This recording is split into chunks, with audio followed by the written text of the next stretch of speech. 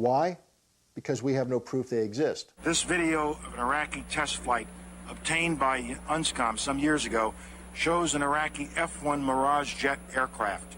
Note the spray coming from beneath the Mirage. That is 2,000 liters of simulated anthrax.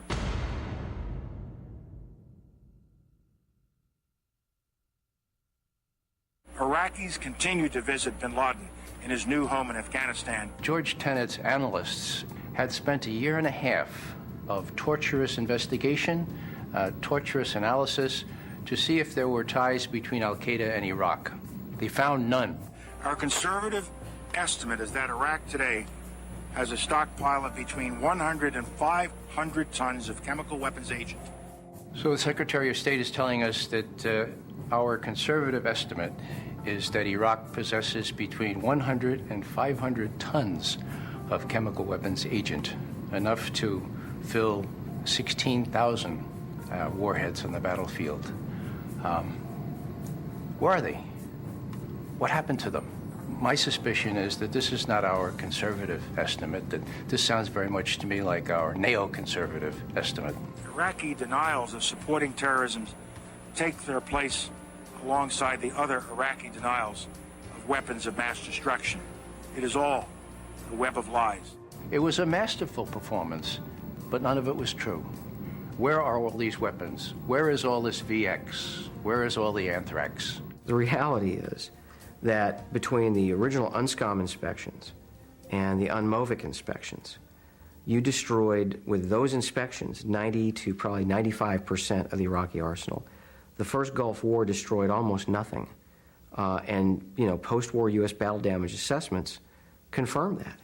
By 1998 at the latest, those inspectors had discovered most of the weapons of mass destruction, and the Iraqi programs at that point were essentially at an end. The inspection regime worked. It was the most intrusive inspection regime in history, and it worked. And at the end of the day, that's another reason why we went to war for nothing.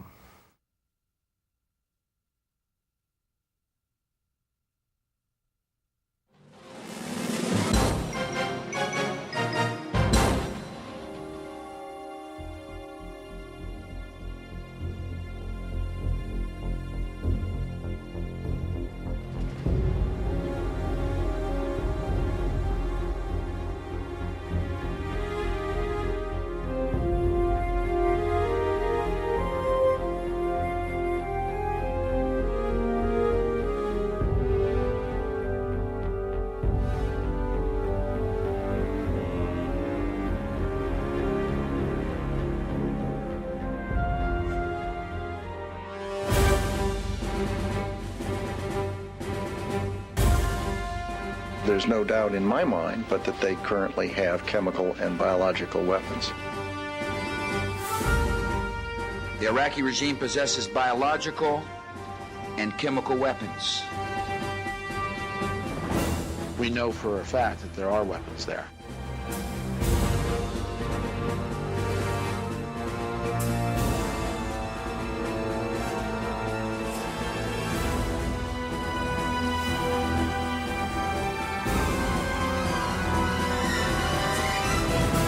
We found the weapons of mass destruction. We found biological laboratories. Everybody knows that Iraq had weapons of mass destruction. I have every reason to believe that the intelligence that we were operating off was correct. No question we have said that Saddam Hussein possesses biological and chemical weapons. We know where they are. They're in the area around Tikrit and Baghdad and east, west, south, and north somewhat. And all this will be made clear in the course of the operation for whatever duration it takes. And are you confident that you'll also find weapons of mass destruction? I believe we will find evidence of the programs of chemical and biological weapons, yes. How about the actual weapons? Well, I just don't know. Let's wait and see what the team that's over there. Inspections continue with our new exploitation teams that have been brought in.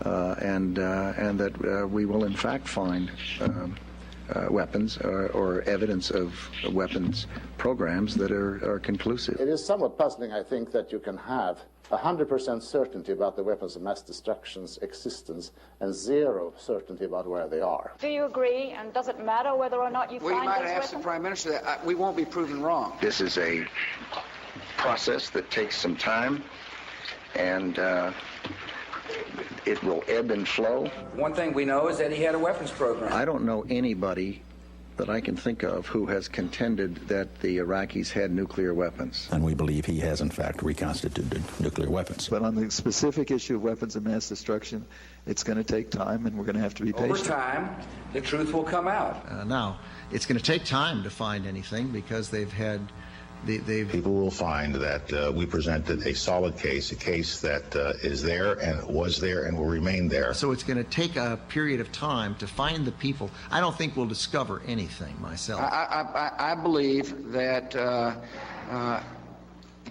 we will find the truth, and the truth is he was developing a program for weapons of mass destruction. I think what will happen is we'll discover people who will tell us where to go find it. You're not going to find it simply in a house-to-house search. You're going to find it when people start to talk to you. It is not like a treasure hunt where you just run around looking everywhere hoping you find something. I just don't think that's going to happen. The inspectors didn't find anything, and I doubt that we will. Our people are going to find out the truth, and the truth will say that this intelligence is good intelligence, no doubt in my mind. What we will do is find the people who will tell us. There are a lot of people who lie and get away with it. And that's just a fact. Is U.S. credibility on the line over weapons of mass destruction in Iraq? I'm not exactly sure what that means.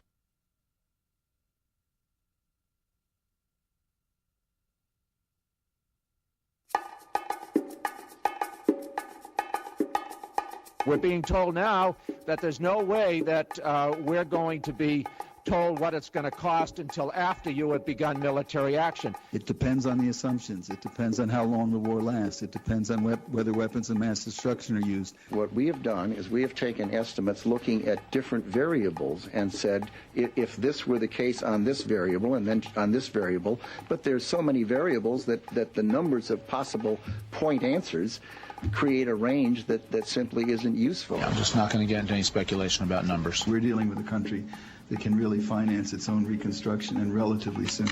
So the money's going to come from Iraqi oil revenue, as everyone has said. They think it's going to be something like $2 billion this year. They think it might be something like 15, 12 next year. They think it might be something like 18 to 20 plus the next 19 the next year. I will soon submit to Congress a request for $87 billion. Why did the administration so dramatically underestimate the cost of this war? We did not have perfect foresight into what we were going to find in Iraq.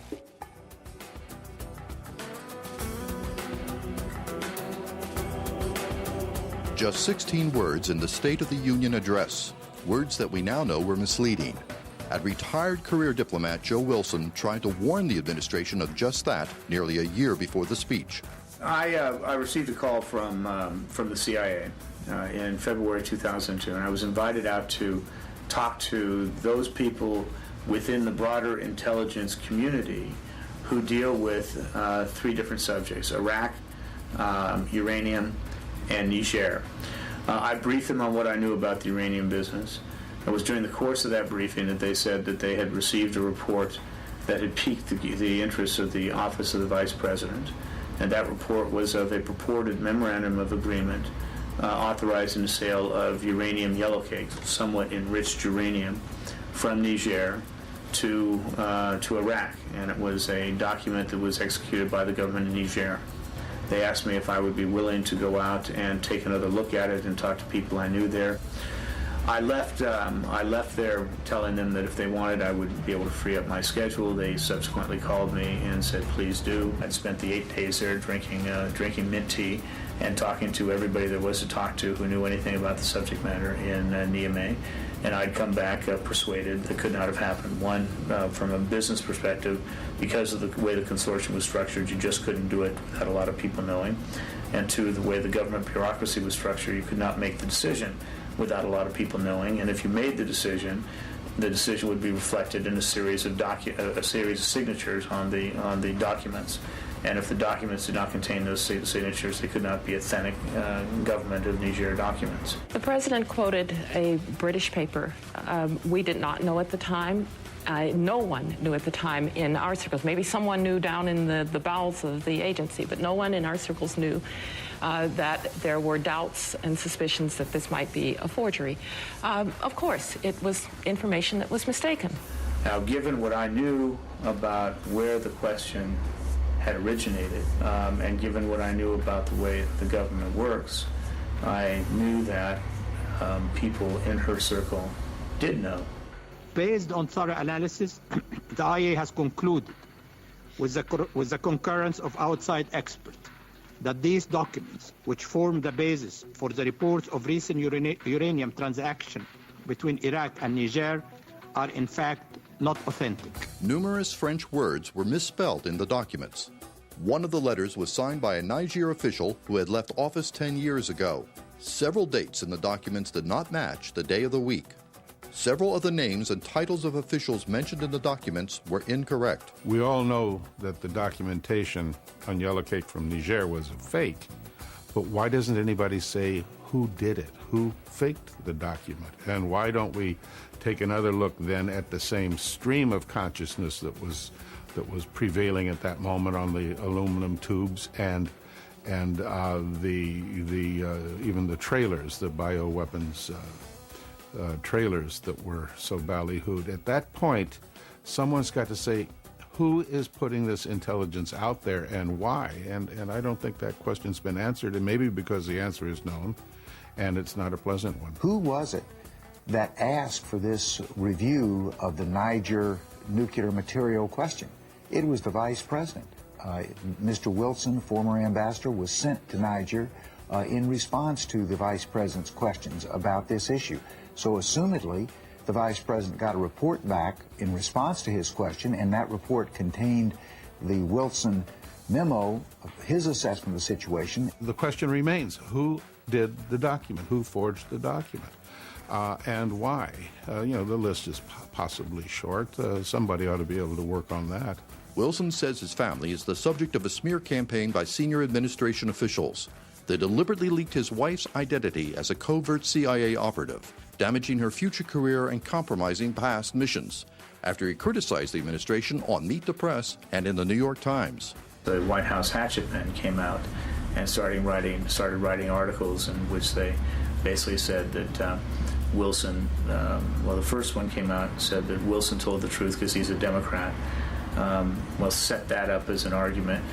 Democrats tell the truth, ergo Republicans fill in the blank. Then a couple of senior administration officials leaked to Bob Novak that my wife was a CIA operative involved in the weapons of mass destruction business at the CIA. Senior administration officials is a key to being it's typically the president, vice president, cabinet officers, and the top of the White House had gone out of their way to get that information out. Not only told Novak, told Time magazine, they wanted that information out. Now, that's against a statutory law that prohibits the identification of CIA operatives. What you're doing when you expose a CIA officer of any name, you're basically taking their entire career and flushing it down the toilet. It also has the potential of placing that person in jeopardy because of their operations, and their own operations and people they have operated with in jeopardy. So it was a very vengeful act against the ambassador to try to hurt him by hurting his wife's career, if not wishing her physical damage. I had never seen a dirty trick that could be a hit. A president of the United States and an administration who has come to office on a platform of restoring dignity and honor to the White House. What they did was neither dignified, nor was it terribly honorable, nor was it germane to the issue at hand.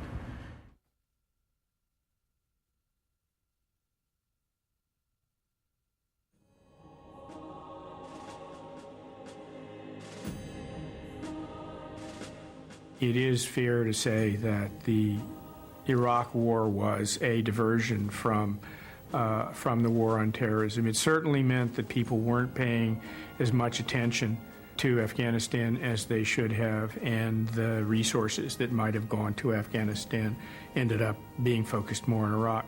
If you attack another country with no justification, people are going to